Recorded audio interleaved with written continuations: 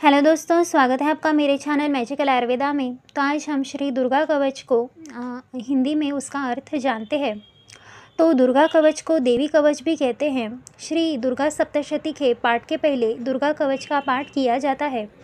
इस कवच का पाठ करने से देवी भगवती अपने भक्तों पर प्रसन्न होकर उनकी रक्षा करती है। महर्षि मार्कंडेय जी बोले कि हे पितामह, संसार में जो गुप्त हो और जो मनुष्यों की सब प्रकार से रक्षा करता हो और जो आपने कभी किसी को ना बताया हो, वह कवच मुझे आज बताइए। श्री ब्रह्मा जी उस पर कहने लगे कि अत्यंत गुप्त और सब प्राणियों की भलाई करने वाला कवच आज मुझसे सुनो।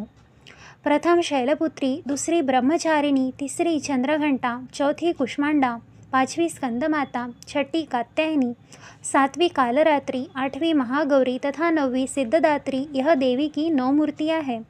यह नवदुर्गा कहलाती है। आग में जलता हुआ, रण में शत्रु से घिरा हुआ, विषम संकट में फंसा हुआ मनुष्य यदि दुर्गा के नाम का स्मरण करे तो उसको कभी भी हानि नहीं होती। रण में उसके लिए कुछ भी आपत्ति नहीं होती और न उसे किसी प्रकार का दुख या फिर डर ही होता है।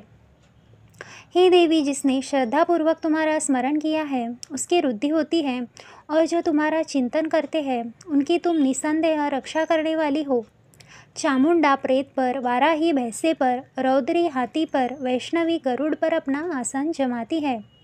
माहेश्वरी बैल पर, कौमारी मोर पर और हाथ में कमल लिए हुए विष्णुप्रिया लक्ष्मी कमल पर विराजती है। बैल पर बैठी हुई ईश्वरी देवी ने श्वेत रूप धारण कर रखा है और सब प्रकार के आभूषणों से वह विभूषित ब्राह्मी देवी हंस पर बैठती है। और इस प्रकार यह सब देवियाँ सब प्रकार के योगों से युक्त और अनेक प्रकार के रत्न धारण किए हुए हैं। भक्तों की रक्षा के लिए संपूर्ण देवियाँ रथ में बैठी तथा क्रोध में भरी हुई दिखाई देती है तथा चक्र, गदा, शक्ति, हल और मुसल, खेटक, तोमर, परशु तथा पाश, भाला, त्रिशूल एवं उत्तम शारंग आदि शस्त्र और दैत्यों के नाश के लिए और भक्तों की रक्षा करने के लिए और देवताओं के कल्याण के लिए यह धारण किए हैं। हे महारौद्रे, अत्यंत घोर पराक्रम, महान बल और महान उत्साह वाली देवी, तुमको मैं नमस्कार करता हूँ। हे देवी, तुम्हारा दर्शन दुर्लभ है तथा आप शत्रुओं के भय को बढ़ाने वाली हैं।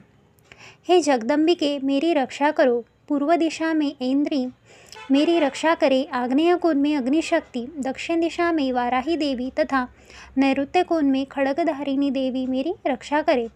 पश्चिम दिशा में वारुणी, वायु कोण में मृगवाहिनी, उत्तर दिशा में कौमारी और ईशान कोण में शूलधारिणी देवी मेरी रक्षा करे। ब्रह्मानी ऊपर की ओर से मेरी रक्षा करे और वैष्णवी देवी नीचे की ओर से मेरी रक्षा करे। और इसी प्रकार शव पर बैठी हुई चामुंडा देवी 10 दिशाओं में से मेरी रक्षा करे। जया देवी आगे, विजया पीछे की ओर, अजिता बाई की ओर, अपराजिता दाहिनी ओर मेरी रक्षा करे। उद्योतिनी देवी शिखा की रक्षा करे तथा उमा मेरे मस्तक पर विराजमान होकर मेरी रक्षा करे। इसी प्रकार ललाट की मालाधारी देवी रक्षा करे और यशस्विनी देवी मेरी भवों का संरक्षण करे। भवों के मध्य भाग में त्रिनेत्रा नथुनों की यमघंटा देवी रक्षा करे। नेत्रों के मध्य में शंखिनी देवी और द्वारवासिनी देवी कानों की रक्षा करे। कपोलों की देवी कालिका देवी और कानों में मूल भाग की भगवती शांकरी रक्षा करे।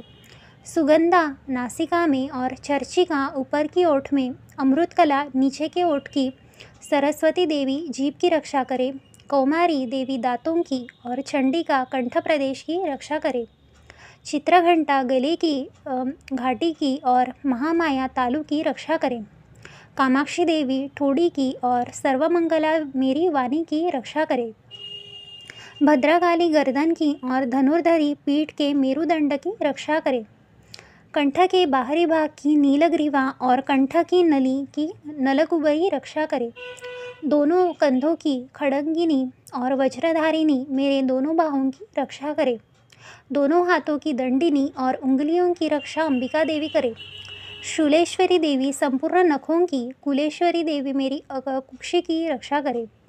महादेवी दोनों स्तनों की और शोक विनाशिनी देवी मन की रक्षा करे। ललिता देवी हृदय की और शूलधारिणी उदर की रक्षा करे। कामिनी देवी नाभि की, गुहेश्वरी गुह्यभाग की, पूतना और कामिका लिंग की और महिषवाहिनी गुदा की रक्षा करे।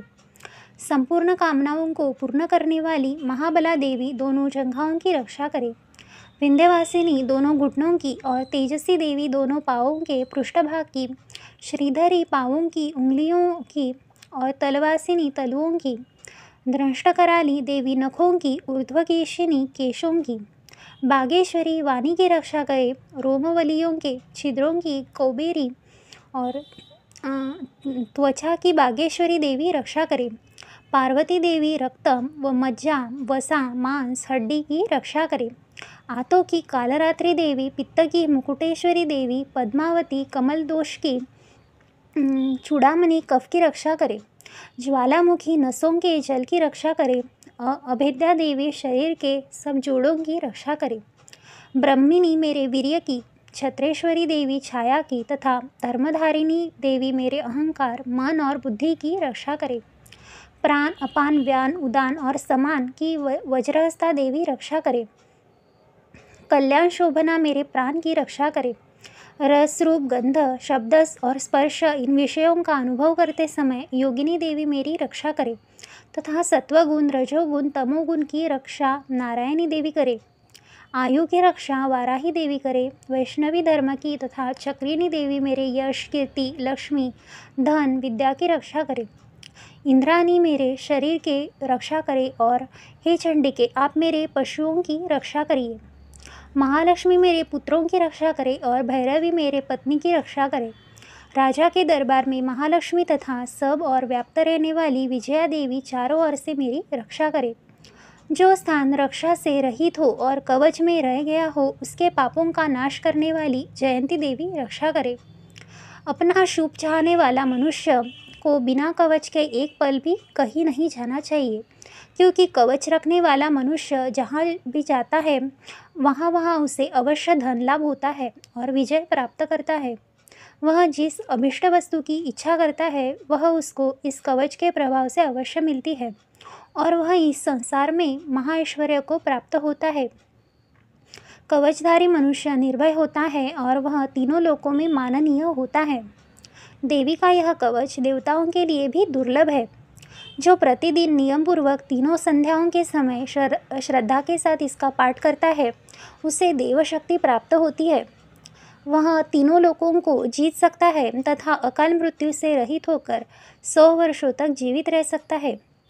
उसकी लूता, चर्म रोग, विस्फोटक आदि समस्त व्याधियाँ समूल नष्ट हो जाती है और स्थावर, जांगम, कृत्रिम विष भी दूर होकर उनका कोई असर नहीं होता है तथा समस्त अभिचारक प्रयोग और इस तरह से जितने यंत्र, मंत्र इत्यादि होते हैं इस कवच के हृदय में धारण करने पर नष्ट हो जाते हैं।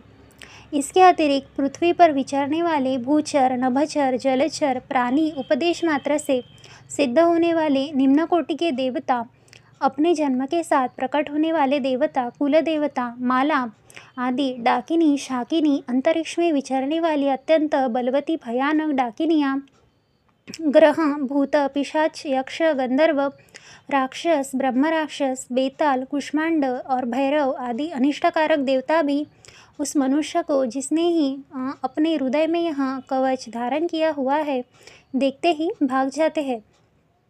इस कवच के धारण करने से मन और तेज बढ़ता है। जो मनुष्य इस कवच का पाठ करके उसके पश्चात सप्तशती चंडिका का पाठ करता है उसका यश जगत में विख्यात होता है और जब तक वन, पर्वत और कानन आदि इस भूमंडल पर है तब तक यहाँ पुत्र पौत्र आदि संतान परंपरा बनी रहती है। फिर देहांत होने पर ऐसा मनुष्य परम पद को भी प्राप्त होता है जो देवताओं के लिए भी दुर्लभ है और अंत में सुंदर रूप को धारण करके भगवान शंकर के साथ आनंद करता हुआ परम मोक्ष को प्राप्त होता है। यहाँ दुर्गा कवच यहाँ समाप्त होता है। तो जानकारी अच्छी लगी हो तो हमारे चैनल को ज़रूर सब्सक्राइब करें। मिलते हैं नेक्स्ट वीडियो में, तब तक के लिए धन्यवाद।